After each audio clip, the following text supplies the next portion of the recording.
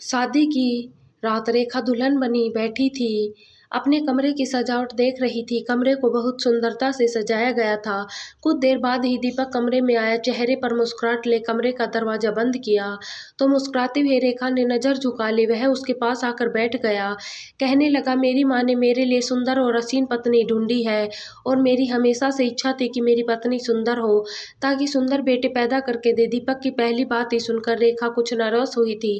पहली ही बात बेटों की थी। फिर दीपक ने उसका हाथ पकड़ मुंह दिखाई में हीरे की अंगूठी दी थी। रेखा से कहने लगा कि यह तुम्हारा पहला उपहार है, अब अगला उपहार तुम मुझे दोगी, ऐसे हीरे जैसा सुंदर बेटा। यह सुनकर रेखा ने घबराते हुए कहा था, बेटा बेटी भगवान के हाथ में है। यह सुना था कि दीपक के चेहरे से मुस्कुराहट गायब हो गई थी। बड़े गुस्से से उसने रेखा को देखा। कहने लगा, मुझे सिर्फ बेटा चाहिए और अगर बेटे हुई तो अपने हाथों से गला घोट कर उसे बंगले के पीछे की तरफ दफना दूंगा। यह सुनकर रेखा की जान निकली थी।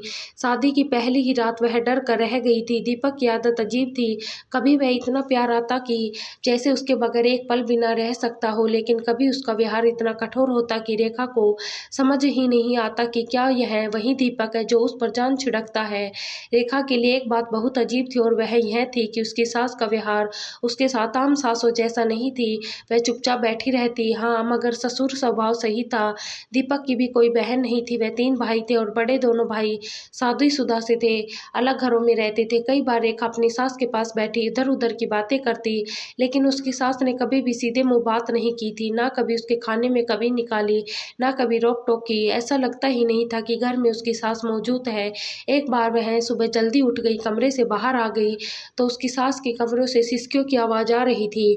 वह परेशान हुई। हालांकि यह एक गलत बात थी, लेकिन फिर भी उसने कान लगाकर सुनने की कोशिश की, लेकिन अंदर से सिर्फ रोने और सिसकियों की आवाज आ रही थी। रेखा दोबारा अपने कमरे में आकर बैठ गई। तभी दीपक की आंख खुल गई। वह कहने लगा, इतनी जल्दी क्यों उठ गई? वह कहने लगी, नींद नहीं आ रही। फिर कहने लगी, दीपक, आपकी माँ इतना चुप चुप क्यों रहती है, बात ही नहीं करती, घर में इतनी खामोशी होती है। रेखा की बात सुनकर दीपक के माथे पर बल पड़े थे। फिर नजरें चुराने लगा। कहने लगा, कुछ नहीं, माँ का स्वभाव ही ऐसा है। लेकिन रेखा को लगता था जैसे कोई बात छुपाई जा रही हो। कुछ ना कुछ तो है जिसकी पहरेदारी की जा रही है। सुबह उसने दीपक के काम पर जाने के बाद अपनी सास से पूछा कि आप सुबह अपने कमरे में क्यों रो रही थी? यह सुनकर उसकी सास बुरी तरह से घबरा गई, बदहवास हो गई। कहने लगी, नहीं नहीं, मैं तो नहीं रो रही थी। तुम्हें किसने कह दिया? अपने माथे पर आने वाला पसीना सास ने पल्लू से साफ किया। वह कहने लगी, माँ जी, मैं आपके कमरे से खुद सिसकियों की आवाज सुनी थी। सास कहने लगी, नहीं, मैं नहीं रो रही थी, तुम्हारा वहम है।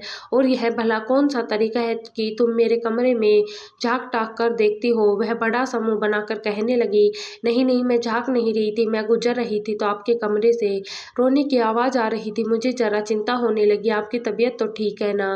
रेखा ने बड़ी प्यार से पूछा, लेकिन वह घबराते हुए किचन से बाहर चली गई। आंखों से भी लग रहा था कि वह बहुत रोई है। रेखा को कुछ होने लगा, लेकिन इन्हीं दिनों तबीयत कुछ खराब रहने लगी। खाया हुआ भी सब निकलने लगा। उसके सिर में दर्द रहता, चक्कर आने लगते। उसकी सास उसे डॉक्टर के पास लेकर गई। तब पता चला कि रेखा प्रेग्नेंट हो गई। वजह खुश होने के रेखा की सास के चेहरे की रंगत उतर गई। यह देखकर रेखा का दिल अजीब सा हुआ कि उसकी सास को तो खुश होना चाहिए। घर आने के बाद सबसे पहले रेखा की सास ने अपने ब्लड प्रेशर की गोली खाई। यह देखकर हैरान हुई। कहने लगी, अभी दीपक को मत बताना कि तुम प्रेग्नेंट हो चुकी हो। रेखा को यह बात बड़ी अजीब लगी। वह कहने लगी, माँ जी, क्यों ना बताऊं, ऐसी बातें पति से छुपाई तो नहीं जाती। रेखा को अपनी सास का व्यवहार बहुत अजीब लगा था, लेकिन उसके सामने पसीने साफ कर रही थी। कहने लगी, तुम्हें लोगों का नहीं पता, तुम इन्हें नहीं जानती। यह सुनकर रेखा कहने लगी, आप मुझे बताते क्यों नहीं कि बात क्या है? लेकिन उसकी सास ने उसे कुछ नहीं बताया। रात को जब दीपक आया तो रेखा परेशान थी कि उसे बताए या ना बताए कि वह प्रेग्नेंट है। कमरे में जब वह आए तो उसकी तबीयत खराब हो गई। वह उल्टी करने के लिए वॉशरूम चली गई। जब वॉशरूम से बाहर आई तो दीपक उसे अजीब नजरों से देख रहा था। कहने लगा, तुम्हें क्या हुआ? तुम्हारी तबीयत तो ठीक है, पिछले कुछ दिनों से तुम्हारी यही हालत है। दीपक ने जब रेखा से पूछा तो उसने सच सच बता दिया। दीपक कहने लगा कि तुम मुझे अब बता रही हो, पहले क्यों नहीं बताया। दीपक बहुत खुश था, कहने लगा अब तो मेरे घर में भी रौनक हो जाएगी, भगवान मुझे बेटा दे, मेरा वंश आने वाला है। यह सुनकर रेखा का दिल जोर से धड़कता था, लेकिन दीपक से यह नहीं कह सकती कि बेटा और बेटी भगवान के हाथ में है, मर्द और औरत के हाथ में नहीं। बहरहाल सुबह दीपक ने यह खुशखबरी सबको सुनाई थी और सास माथे पर बल डाले उसे देखे जा रही थी, साथ साथ अपने पसीने साफ कर रही थी।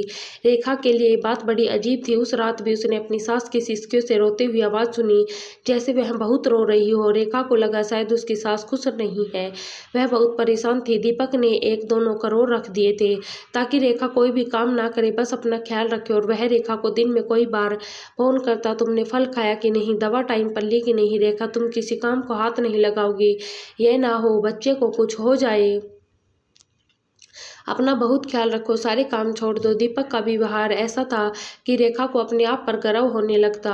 सब कुछ ठीक था, बस उसके सास का व्यवहार कुछ अजीब और गरीब था। वैसे तो वह रेखा को कुछ नहीं कहती थी, ताने नहीं देती थी, उसे प्यार करती थी, लेकिन एक डर उसे अपनी सास के चेहरे पर हर समय नजर आता था। उसे लगता था जैसे अतीत में कुछ ऐसा हुआ है जो नहीं होना चाहिए।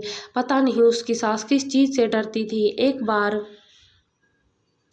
उसने देखा कि दोपहर के टाइम उसकी सास बंगले के बाहर निकलकर पिछली तरफ गई है। रेखा हैरान हुई, क्योंकि गर्मियों के दिन थे और बंगले के बाहर बहुत धूप होती थी। यहाँ तक कि नौकर भी दोपहर को अपने क्वार्टर में चले जाते थे। इस दोपहर में उसकी सास बंगले की पिछली तरफ चली गई, जहाँ इस टाइम बहुत गर्मी थी। इतनी तेज गर्मी, उसकी सास का तो ब्लड प्रेशर हाई हो जाता था। वह गर्मी बर्दाश्त नहीं कर सकती थी, ज्यादातर एसी में ही रहती थी। रेखा लाउंज के दरवाजे तक पहुंची ताकि देख सके उसकी सास कहाँ जा रही है, पीछे क्या करने गई है। तो नौकरानी ने कहा कि मैम साहब आप कहाँ जा रही है, दीपक साहब ने सख्ती से आपके कमरे से भी बाहर निकलने से मना किया है और आप इस दोपहर में इतनी गर्मी में बाहर जा रही हैं। वह कहने लगी माँ जी को देखने जा रही हूँ। वह कहने लगी छोड़ो माँ जी को, माँ जी का तो शायद दिमाग की परेशानी है, रोज दोपहर को बंगले की पिछली तरफ चली जाती है और दहाड़ मार मार कर रोती रहती है, पता नहीं उसके साथ क्या परेशानी है। यह सुन रेखा कुछ सोचने लगी कि आखिर उसकी सास के साथ प्रॉब्लम क्या है, क्यों हर टाइम रोती रहती है, डरी सहमी रहती है, जैसे कि कुछ हुआ है या कुछ बुरा होने वाला है। वह बहुत परेशान हुई थी। 1 घंटे बाद उसकी सास जब लॉन्ज में आई तो आंखें सूजी हुई थी, ऐसा लग रहा था कि बहुत रो कर आई है। जैसे ही रेखा ने अपनी सास की तरफ देखा तो वह सीधी अपने कमरे में चली गई, हाथ में कुछ पकड़ा हुआ था जो छुपाने की कोशिश कर रही थी। रेखा सीधी अपनी सास के कमरे में गई और दरवाजा खटखटाने लगी। छुपाने की कोशिश रेखा सीधे अपनी सास के कमरे में गई, दरवाजा खटखटाया क्योंकि दरवाजा लॉक था। उसकी सास कहने लगी क्या काम है, जाओ जाकर अपने कमरे में आराम करो, हर समय क्यों मेरी तह में लगी रहती हो। रेखा वापस अपने कमरे में आ गई। रात को उसने दीपक से पूछा कि आखिर माँ जी के साथ प्रॉब्लम क्या है। दीपक कहने लगा अब क्या कह दिया मेरी माँ ने। वह कहने लगी माँ जी मुझे कुछ नहीं कहती, लेकिन वह दिन में दोपहर को इतनी गर्मी में बंगले की पिछली तरफ जाकर लेट जाती है, 1 घंटा गर्म धूप में बाहर बैठी रहती है, इस तरह वह बीमार पड़ जाएंगी। यह सुनकर दीपक पहली बार रेखा पर चिल्लाए तो वह कहने लगा मेरी माँ को उनके हाल पर छोड़ दो, बीमार हो गई तो तुम्हें संभालना नहीं पड़ेगा। दीपक का यह व्यवहार रेखा की समझ से बाहर था। समय गुजरने लगा। अब 4 महीने बीत गए तो दीपक कहने लगा आज ही तुम्हें लेडी डॉक्टर के पास मैं खुद लेकर जाऊंगा और तुम्हारा अल्ट्रासाउंड करवाऊंगा, पता तो चले कि बेटा है या बेटी। बेटा होगा तो जश्न मनाएंगे, अगर भगवान ना करे बेटी हुई तो याद रखना मैं उसे गिरवा दूंगा। यह सुनकर रेखा की जान निकली थी और उसकी सास यह सुनकर अपने आंसू साफ कर रही थी। रेखा बहुत डर गई थी, बहुत घबरा गई थी। दीपक उसे डॉक्टर के पास लेकर लेडी डॉक्टर ने जब अल्ट्रासाउंड किया तो कहा कि बधाई हो बेटा है। यह सुनकर दीपक ने घर में बड़ी खुशियां मनाई थी। रेखा की दोनों जेठानी और इन दोनों के भी 2-2 बेटे थे। सब ने खुशियां मनाई थी सिवाय उसकी सास की, जो अपने कमरे में बैठी रोए जा रही थी। रेखा ने अपनी जेठानी से पूछा माँ ऐसी क्यों है। वह कहने लगी पता नहीं, यह बात तो हमें भी नहीं पता चली, हमारी बारी में भी इनका व्यवहार ऐसा ही था। हम पूछ पूछ कर थक जाते थे कि आखिर उनके साथ प्रॉब्लम क्या है, मगर उन्होंने नहीं बताया। खैर तुम छोड़ो, इन्हें भगवान ने तो तुम्हें बेटा दिया है, बस इसकी खुशियां मनाओ। 9 महीने का समय भी गुजर गया। रेखा ने एक प्यारे से बेटे को जन्म दिया था। दीपक ने बहुत खुशियां मनाई थी, नाच गाना हुआ, लोगों को खाना खिलाया गया, मगर इन खुशियों में उसकी सास शामिल नहीं थी। वह बंगले की पिछली तरफ थी। रेखा अपने बेटे को गोद में लिए खुश थी, लेकिन दिमाग उसका अपनी सास की तरफ था। रात देर तक फंक्शन होता रहा और उसके बाद रेखा अपने कमरे में आकर सो गई, क्योंकि छोटा बच्चा था, रात को उठकर बहुत तंग करता था। यह तो दीपक को बेटे से बहुत प्यार था, लेकिन रात की नींद जब बेटे के रोने की वजह से खराब होती तो वह रेखा पर चिल्लाने लगता या फिर अलग कमरे में जाकर सो जाता। अभी बड़ा बेटा 7 महीने का था जब दीपक की जिद थी कि वह दोबारा बच्चा पैदा करना चाहता है। यह सुनकर रेखा ने साफ मना किया था। वह कहने लगी, दीपक अभी हर्ष छोटा है और अभी तो सिर्फ 7 महीने गुजरे हैं। बेटा भी मुझे ऑपरेशन से हुआ है, वह कुछ तो मेरा एहसास करो। लेकिन दीपक अपनी जिद का पक्का था और रेखा दोबारा से प्रेग्नेंट हो गई थी। दीपक कहता था, मुझे 4 बेटे चाहिए, 4 शेर जवान पैदा करके दो मुझे, वह भी 4 सालों में। रेखा पहले से बहुत कमजोर हो गई थी। जब लेडी डॉक्टर के पास गई तो डॉक्टर ने भी उसे बहुत बातें सुनाई कि पहला बेटा भी इतना छोटा है और तुमने दोबारा से कंसीव कर लिया। अरे इस तरह दोनों बच्चों का ख्याल नहीं रखा जाता। वह क्या कहती कि उनके पति में सब्र नाम की कोई चीज नहीं। उसने तो बहुत समझाया था, लेकिन रेखा की वह सुनता ही नहीं था। रेखा कभी कभी रोने लगती क्योंकि उसे बहुत नींद आती थी, उल्टियां भी बहुत होती थी और हर्ष बहुत जिद्दी था। रेखा की गोदी उतरने का नाम नहीं लेता था, किसी के पास नहीं जाता था। एक बच्चा गोद में और दूसरा शरीर के अंदर। रेखा तो बुरी तरह से कमजोर होकर रह गई थी। रात को दीपक से कहती तो कहने लगा, शुक्र मत करो, भगवान ने तुम्हें संतान दी। और वह कहने लगी, मुझसे नहीं संभाला जाता, बहुत जिद्दी है। हर्ष को कभी रेखा डांट देती तो दीपक रेखा पर चिल्लाने लगता कि खबरदार, जो तुमने मेरे बेटे को डांटा। जब तक दूसरा बेटा पैदा हुआ रेखा बहुत ज्यादा कमजोर हो गई थी। फिर दो बेटों की जिम्मेवारी अपनी सास की तरफ से ध्यान देना ही छोड़ दिया, क्योंकि वह वैसे ही अपने पोते को भी ज्यादा प्यार नहीं करती थी। सारी जिम्मेदारी रेखा पर आ गई थी, दो बच्चों को संभालना, फिर घर की जिम्मेदारी। दोनों बेटे एक साथ रोने लग जाते। कभी हर छोटे भाई को देखकर उसे मारने लगता कि यह क्यों मेरी माँ के साथ सोया है। बच्चों की परवरिश में दीपक रेखा का बिल्कुल भी साथ नहीं देता था। दूसरा बेटा 13 महीने का हुआ तब तक हर्ष बहुत ज्यादा जिद्दी और बदतमीज हो गया था। कभी कभी तो अपनी दादी को भी मारने लगता था। जब रेखा डांटती तो दीपक उस पर चिल्लाने लगता कि खबरदार, जो मेरे शेर को तुमने डांटा, तुम इसे कुछ मत कहा करो। दीपक की यूं तो आदत अच्छी थी, बुरी भी, लेकिन बात बात पर उसे गाली देने की आदत थी। यह आदत कई बार रोक चुकी थी कि गालियां मत दिया करो, मगर वह बाज नहीं आता था। हर्ष आज 2.5 साल का था जब उसने टूटी फूटी बातें शुरू की और बाप की तरह सीना निकाल कर चलना शुरू किया। पहली बार जब उसने गाली दी तो रेखा ने मुंह पर थप्पड़ दे मारा। यह देखकर दीपक को बहुत गुस्सा आया। कहने लगा, तुम होती कौन हो मेरे बेटे पर हाथ उठाने वाली। वह कहने लगी, आपको दिखाई नहीं देता कि इसने गाली दी है। लेकिन दीपक ने बेटे के सामने ही बुरी तरह से रेखा को डांट दिया कि मेरा बेटा तो जो मर्जी करे, खबरदार इसे कुछ भी कहा। छोटे बच्चे को भी यही लगा कि बाप ने उसकी साइड की है, इसलिए वह ठीक है। छोटा बेटा 14 महीने का हुआ कि वह तीसरी बार प्रेग्नेंट हो गई।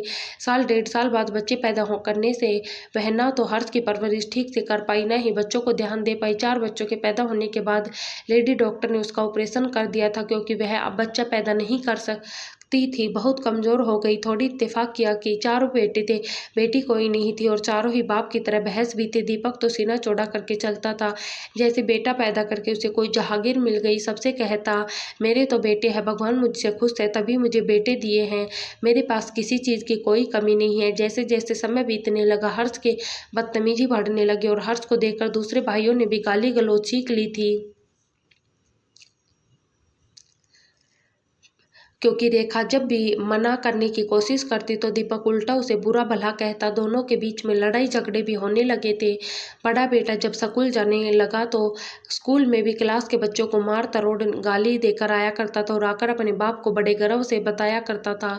बजाय दीपक उसे डांटते कि समझाते, कहने लगा, तू तो शेर का बच्चा है, अगर तेरे साथ कोई भी बदतमीजी करे तो तू उसके मुंह पर दे मारना, तुम्हारा बाप तुम्हारे साथ है। बजाय बेटे को सही समझाने के उसने उसकी गलत बात पर यह कहकर छाप लगाई कि तुम्हारा बाप साथ है, जो चाहे बदमाशी करो। रेखा ने जब दीपक से कहा कि यह बच्चे को क्या सिखा रहे हो तो वह कहने लगा, मैं जानूं और मेरा बेटा जाने, तुम होती कौन हो बीच में बोलने वाली। अरे मुझे अपने बच्चों को डरपोक थोड़ी बनाना है, दूसरों से थप्पड़ खा कर आए, मैं तो अपने बेटे को शेर बनाऊंगा। हालांकि वह बदतमीज बनता जा रहा था और हरकतें करने लगा तो वह समय से पहले बूढ़ी लगने लगी थी, क्योंकि बच्चों की जिम्मेवारी, घर की जिम्मेदारी और फिर उसकी सास आजकल बीमार रहने लगी, इसलिए सास की जिम्मेदारी भी उस पर आ गई थी। ससुर भी ऐसे ही रहते थे, कभी ठीक तो कभी बीमार। रेखा अपनी सास की बहुत सेवा की, वह बिस्तर से लग गई। कभी कभी कहती, रेखा तुम बहुत अच्छी हो, शुक्र है कि भगवान ने मुझे 4 बेटे दिए हैं, कोई बेटी नहीं। मैं भगवान से रो रो कर तुम्हारे लिए बस यही प्रार्थना की कि तुम्हें बेटी ना हो, बड़े जतन किए थे मैंने। यह सुनकर रेखा को बड़ी हैरत हुई थी। वह कहने लगी, माँ की वह क्यों, बेटी भी हो जाती तो दीपक उसे भी प्यार ही करते, देखा नहीं बेटे को कितना सर चढ़ा रखा है। यह सुनकर सास की आंखों से आंसू भरे थे। वह कहने लगी, तुमने मर्द का सिर्फ एक रूप देखा है, वह भी इसलिए कि भगवान ने तुम्हें बेटे दिए हैं। बेटी हो जाती तो तुम दीपक का जो रूप देखती, तुम्हारी आत्मा कांप कर रह जाती। जो खुद दीपक है, इसका बाप भी ऐसा ही था। 3 बेटे हैं और मेरे तीनों को इसके बाप ने अपने जैसे बनाया। इनका दिल पत्थर दिल है, इनको तरस नहीं आता। हमारे घर में भगवान की दी हुई सारी चीजें, लेकिन बेटी नहीं। यहाँ के मर्दों के दिल बहुत कठोर है। हमारे घर में बेटों के चिल्लाने की, गालियों की आवाज है तो गूंजती है, लेकिन बेटियों के हंसने और मुस्कुराने की आवाज नहीं गूंजती। यहाँ तो बस औरतों की चीखे की आवाज गूंजती है। कई बार मैंने तुम्हारे कमरे से बस रोने की आवाज सुनी है और कभी दरवाजा नहीं खटखटाया। यह नहीं पूछा कि रेखा क्यों रो रही हो, क्योंकि वजह मैं जानती थी। दीपक ने तुम पर जरा भी तरस नहीं खाई। ये नहीं सोचा कि तुम कैसे बच्चों को संभाल पाओगे और पैदा करोगे। एक बच्चा पेट में, दूसरा गोद में। उस तरह की तबीयत में औरत किस तरह से दूसरे बच्चे पर ध्यान देकर, उसे तो बस बेटे चाहिए थे, ना उसे पत्नी की सेहत की परवाह थी, न ही बच्चों की तबीयत की। बेटा पैदा करना ही बहुत बड़ी खूबी नहीं होती, या भगवान जिनका बेटा दे कोई बहुत बड़ी बात नहीं होती। असली होती है कि बेटे की अच्छी परवरिश करना, उसे अच्छी इंसान बनना। और हमारे घर में सिर्फ बेटा पैदा करने पर जोर दिया जाता है, उनके परवरिश पर ध्यान नहीं दिया जाता। अगर औरत देना भी चाहे तो यहाँ के मर्द देने नहीं देते। कहते हैं कि यह शेर है, इसे शेर बनाएंगे। देखा जाए तो शेर भी तो जानवर है। हम इंसान के बच्चों को जानवर बना रहे हैं और बड़ी गर्व से बता रहे हैं। हमेशा चुप रहने वाली सास की बात सुनकर रेखा हैरान थी। वह तो बहुत समझदार औरत थी, लेकिन वह चुप क्यों रहती थी? शायद इसलिए कि रेखा की तरह उनकी भी नहीं चलती थी। उनके पति ने भी उन्हें गूंगा जानवर बना दिया था। क्यों चुपचाप होकर एक कोने में बैठी रहे? क्योंकि उन्हें अपने बेटों को शेर बनाना था, इंसान नहीं। और आगे भी यही प्रतिष्ठा चल रही थी। रेखा ने अपनी सास से कहा, क्या बंगले के पीछे की तरफ क्यों जाती थी? क्यों वहां जाकर डहरी मार मार कर रोती थी? उसकी सास की आंखों में वीरानी सी छा गई। कहने लगी, क्योंकि मैंने एक बेटी पैदा की थी। यह सुनकर रेखा हैरान हुई। वह कहने लगी, तो फिर वह कहाँ है? सास कहने लगी, पीछे, बंगले के पीछे। वहीं तो उससे मिलने जाती थी, लेकिन अब तो मेरा समय आ गया है उसके पास जाने का, इसलिए अब पीछे उससे मिलने नहीं जाती। रेखा समझ नहीं पा रही थी कि उसकी सास क्या कहना चाह रही है। वह कहने लगी, मैंने पीछे तो पेड़ों के अलावा कुछ नहीं, बस बगीचा बना हुआ है। कहाँ रहती है वह? कभी सामने क्यों नहीं आती? सास कहने लगी, तुम्हारे ससुर ने कभी उसे इस काबिल ही नहीं छोड़ा कि वह सामने आई। रेखा कहने लगी, फिर भी मुझे बताए कि आखिर बात क्या है? उसकी सास कहने लगी, दीपक से बाद छोटी बहन पैदा हुई थी, लेकिन जब तुम्हारे ससुर को पता चला कि बेटी पैदा हुई है, उसने अपने हाथों से मेरी बच्ची का गला दबाकर उसे मार डाला। यह कहकर रेखा की सास सिसकियों से रोने की आवाज आने लगी। कहने लगे, बड़ी जान है इस घर के मर्द के हाथों में, इन्हें बेटी का गला दबाते हुए भगवान का डर नहीं लगा। मैं रोती रही, तड़पती रही कि भगवान ने 3 बेटे तो दिए हैं, अगर एक बेटी दे दी तो क्या हो गया? लेकिन तुम्हारे ससुर कहने लगा कि नहीं, बेटी का सुनकर मेरी गर्दन मर्दों के सामने झुक जाएगी और मुझे अपनी गर्दन नहीं झुकानी। बस रात के अंधेरे में मेरी बच्ची को मार डालो और पीछे जाकर मिट्टी में दफन कर दिया। अगर आज वह जिंदा होती तो इस घर की रौनक ही अलग होती। मैं तब से यही प्रार्थना करती थी कि मेरी किसी बहू के घर पर बेटी ना पैदा हो, क्योंकि जो गम और जो दुख तकलीफ मैंने देखे हैं, मैं नहीं चाहती कि मेरी कोई बहू देखे। जब तुम पहली बार प्रेग्नेंट हुई तो मुझे यही डर लगता था कि अगर बेटी हो गई तो दीपक भी अपने बाप जैसा है, उसका भी अपनी बेटी का गला घोटते हुए हाथ नहीं कपकपाएंगे।